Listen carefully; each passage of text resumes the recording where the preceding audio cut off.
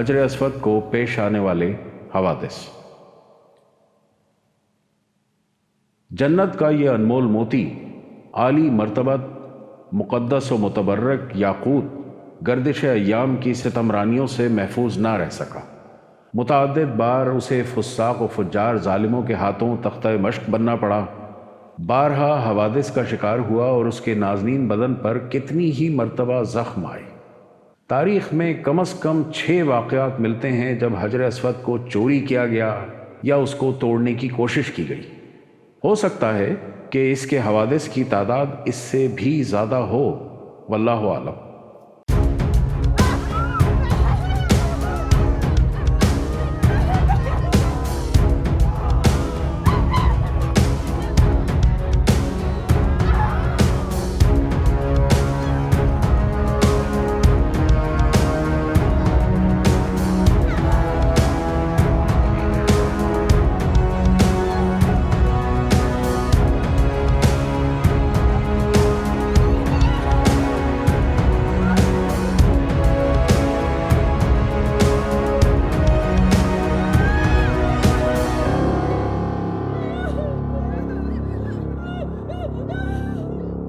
روایات کے مطابق جب حضرت ابراہیم اور ان کے بیٹے حضرت اسماعیل علیہ السلام خانہ کعبہ کی تعمیر کر رہے تھے تو حضرت جبرائیل علیہ السلام نے یہ پتھر لا کر دیا جسے حضرت ابراہیم نے اپنے ہاتھوں سے دیوار کعبہ میں نصب کیا۔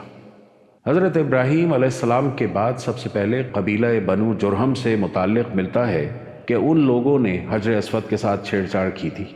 قبیلہ جرہم عرب کے مشہور اور بڑے قبائل میں سے ایک ہے۔ یہ قبیلہ حضرت ابراہیم علیہ السلام کا بڑا معتقد تھا اور اسی قبیلے کی ایک خاتون سے حضرت اسماعیل علیہ السلام کی شادی ہوئی تھی۔ یہ قبیلہ مکہ کا متولی تھا۔ اس قبیلے کا سب سے پہلا شخص جو متولی ہوا اس کا نام مزاز تھا۔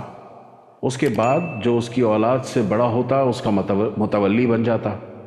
تاریخ کتب کے مطابق جب بنو بکر بن عبد مناہ نے قبیلہ جرہم کو مکہ سے نکلنے پر مجبور کیا تو انہوں نے مکہ سے بے دخل ہوتے ہوئے کعبہ میں رکھے 2 سونے کے بنے ہرنوں کے ساتھ حجر اسود کو کعبہ کی دیوار سے نکال کر زمزم کے کنویں میں دفن کر دیا اور مجبوراً یمن کی جانب کوچ کر گئے۔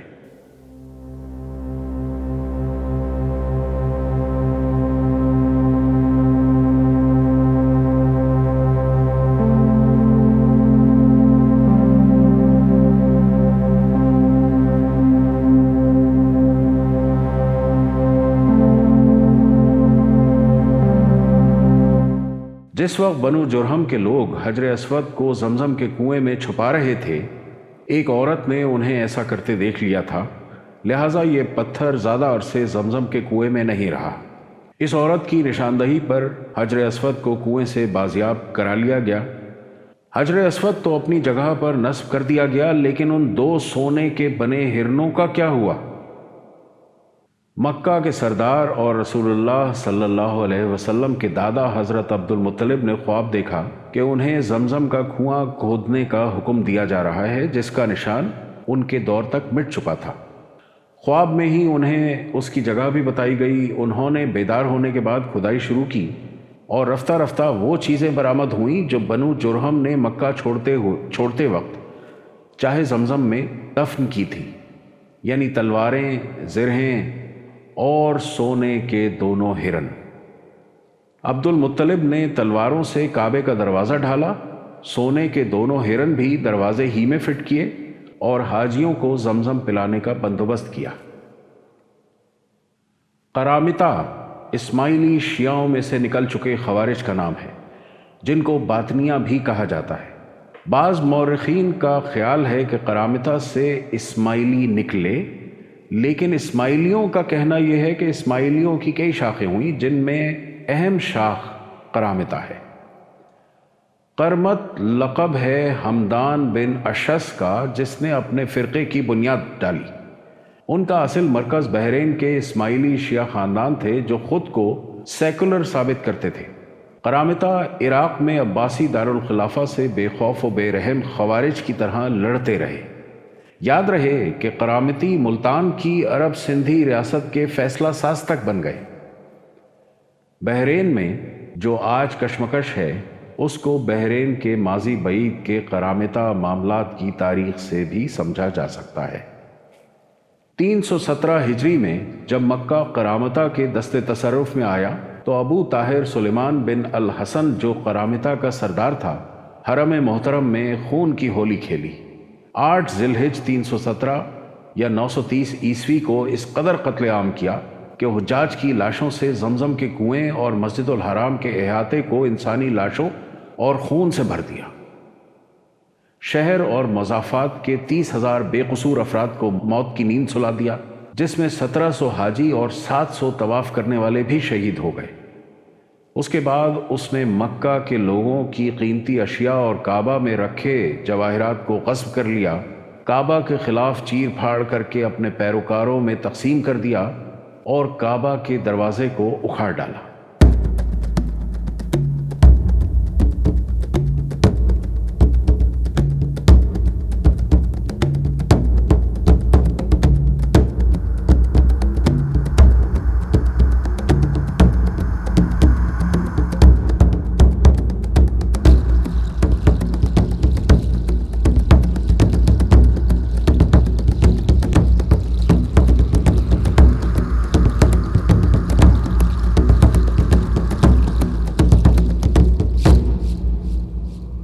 اس واقعے کی تفصیل سلطنت عثمانیہ کے تاریخ دان قطب الدین نے بیان کی ہے۔ ابو طاہر نے یہ سارا کھیل میزاب رحمت یعنی کعبہ شریف کا پرنالہ جو سونے کا بنا ہوا تھا اکھاڑنے اور مقام ابراہیم اور حجر اسود چوری کرنے کی نامشکور جسارت کے لیے کھیلا تھا۔ 2 آدمی اس مذموم حرکت کے لیے خانہ کعبہ کی چھت پر بھی چڑھ گئے، مگر آن واحد میں سر کے بل زمین پر گر کر واصل جہنم ہو گئے۔ مقام ابراہیم تو ان کے ناپاک ہاتھوں سے محفوظ رہا، کیونکہ خدام حرم نے اسے پہاڑ کی گھاٹی میں کہیں چھپا دیا تھا، مگر 14 ذی الحجہ 317 ہجری بروز اتوار عصر کے وقت جعفر بن حلاج نے ابو طاہر کے حکم سے حجر اسود کو کدال سے اکھاڑ لیا۔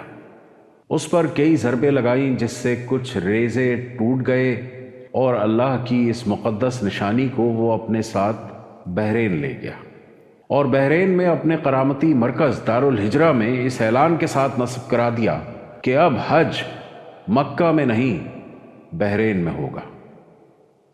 حجر اسود کی یہ جگہ خالی رہ گئی۔ اس دور میں کعبۃ اللہ کا طواف کرنے والے صرف اس کی خالی جگہ کو چومتے اور اس کا استلام کرتے تھے۔ تقریباً 22 سال کا طویل زمانہ گزر جانے کے بعد بحرین کے شہر حجر سے، جس کا موجودہ نام قطیف ہے، بروز بدھ 10 ذی الحجہ 339 ہجری کو یہ مبارک پتھر واپس ہوا۔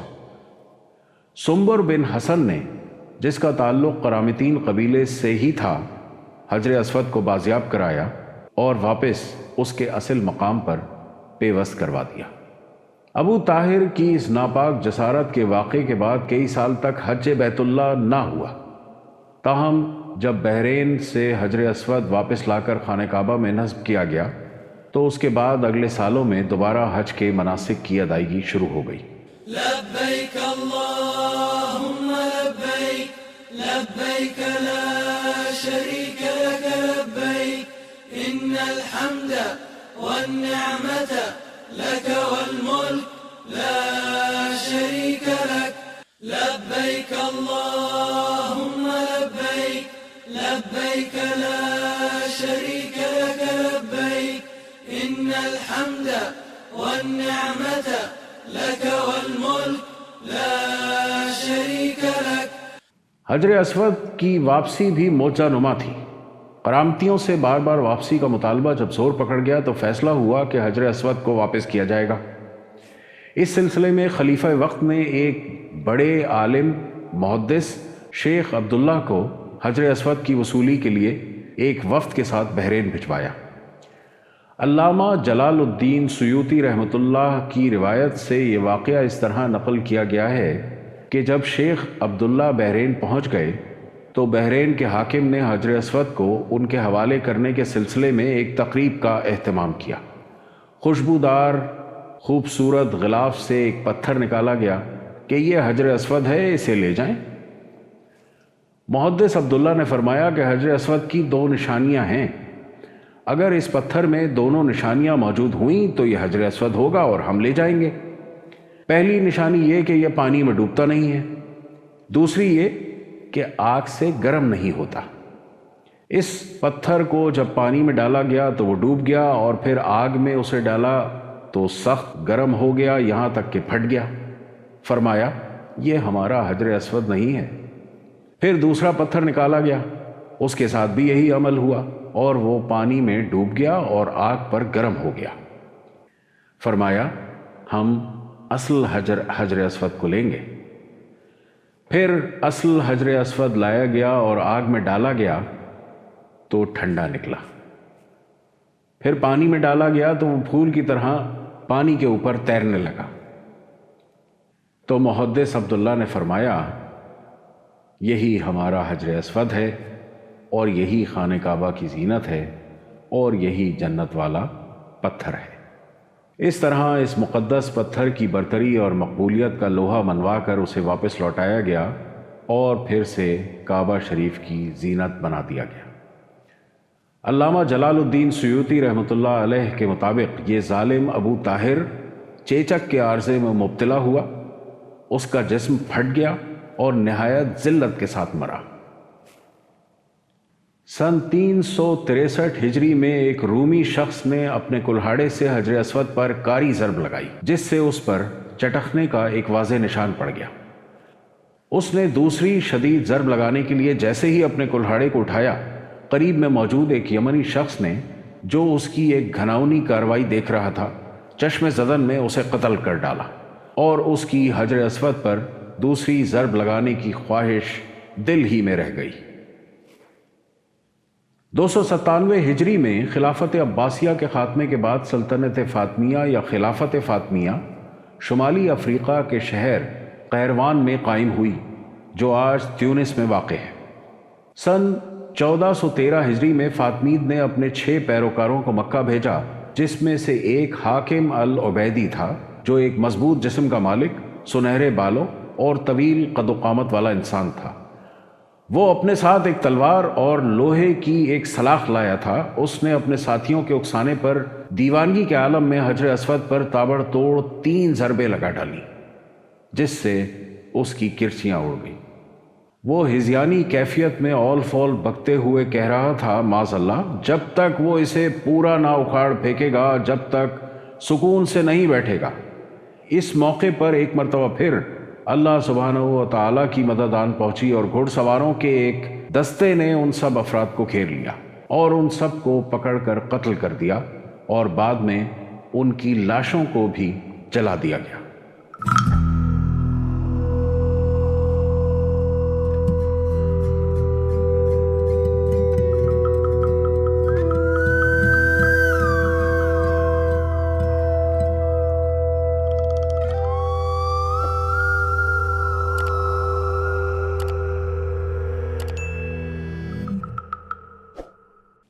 اسی طرح کا ایک واقعہ سن 990 ہجری میں بھی ہوا، جب ایک غیر عرب باشندہ اپنے ہتھیار کے ساتھ مطاف میں آیا اور اس نے حجر اسود کو ایک ضرب لگا دی۔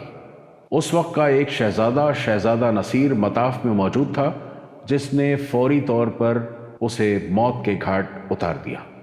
مسلمانوں کی اس باہمی خانہ جنگی کے باعث 983 سے 990 ہجری تک مسلسل 8 سالوں میں حج کی ادائیگی نہ ہوئی، تاہم 991 میں حج کے دوران ایک بار پھر بیت اللہ میں لاکھوں مسلمان امٹ آئے۔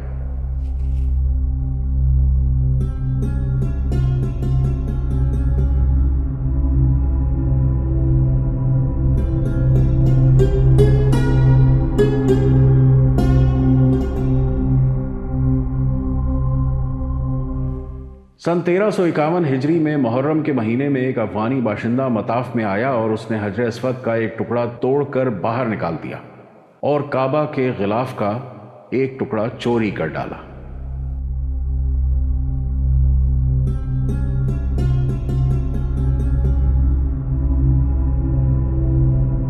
اس نے کعبہ کی سیڑھیوں کو بھی نقصان پہنچایا۔ کعبۃ اللہ کے گرد کھڑے محافظوں نے اسے پکڑ لیا اور پھر اسے مناسب کارروائی کے بعد موت کی سزا دے دی گئی۔ اس کے بعد 28 ربیع الاول سن 1351 ہجری کو شاہ عبدالعزیز نے اس پتھر کو دوبارہ خانہ کعبہ کی دیوار میں نصب کیا جو اس فاتر العقل افغانی نے نکال باہر کیا تھا۔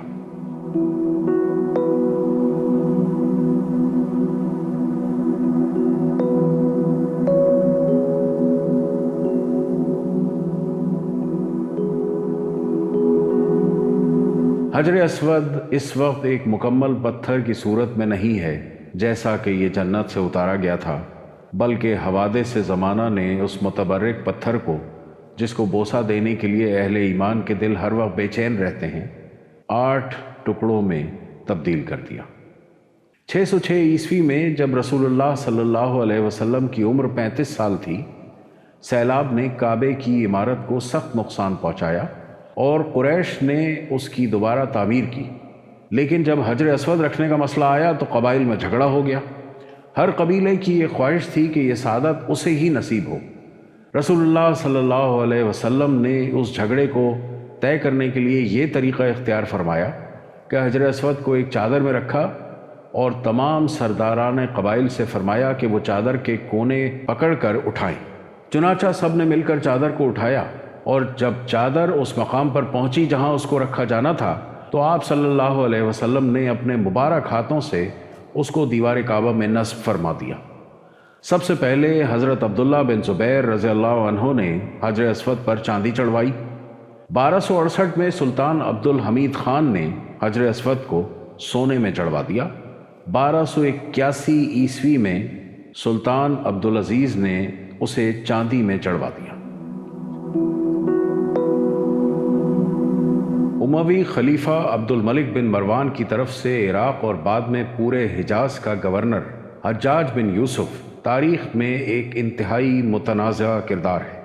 اپنے اقتدار کو مضبوط کرنے کے لیے اس نے اگر ہزاروں بے گناہ مسلمانوں کے خون سے اپنے ہاتھ نہ رنگے ہوتے تو تاریخ اسے ایک عظیم سپہ سالار کی حیثیت سے یاد رکھتی۔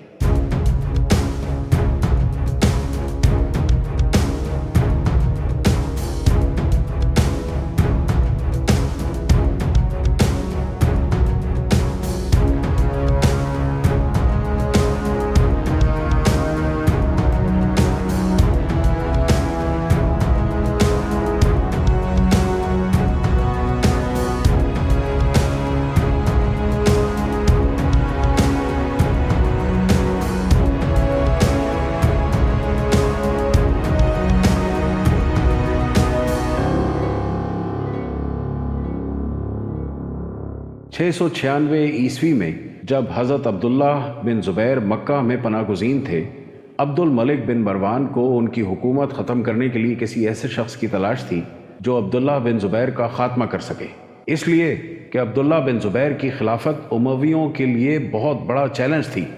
اس مہم کے لیے حجاج بن یوسف کو منتخب کیا گیا۔ 173 عیسوی میں اس نے مکہ کی ناکہ بندی کر کے غذائی بحران پیدا کر دیا۔ حجاج نے شہر پر منجنیق سے پتھر برسانے کا حکم دیا، جس سے شہر کا بیشتر حصہ منہدم ہو گیا۔ جب شامی خانہ کعبہ کی حرمت یا عبداللہ بن زبیر کی اخلاقی اپیلوں کی وجہ سے ہچکچاتے تو حجاج خود سنگ باری کرتا تھا۔ یہ محاصرہ تقریباً 7 ماہ جاری رہا۔ اس مہم میں اس نے انتہائی سفاکی کا مظاہرہ کر کے عبداللہ بن زبیر کو شہید کر ڈالا اور ان کی لاش کو کئی روز تک پھانسی پر لٹکائے رکھا۔ قبیلہ قریش کے یہ قابل فرزند حضرت عبداللہ بن زبیر، زبیر بن العوام اور حضرت اسماء جو حضرت ابوبکر صدیق کی بڑی بیٹی اور حضرت عائشہ کی حقیقی بہن تھیں کے صاحبزادے تھے۔ تقریباً 9 سال تک اموی اقتدار کے خلاف حق و صداقت کا علم بلند رکھنے کے لیے نبرد آزما رہے، لیکن بالآخر میدان جنگ میں لڑتے ہوئے شہید ہوئے۔ حجاج نے آپ کی لاش کو سولی پر لٹکا دیا جو 3 دن تک وہیں لٹکی رہی۔ آپ کی والدہ حضرت اسماء کا ادھر سے گزر ہوا تو دیکھ کر بولی، شہسوار ابھی بھی اپنی سواری سے نہیں اترا۔ 696 عیسوی میں حجاج بن یوسف کی فوج نے کعبے پر منجنیقوں سے پتھر برسائے اور پھر آگ لگا دی، جس سے حجر اسود کے 3 ٹکڑے ہو گئے۔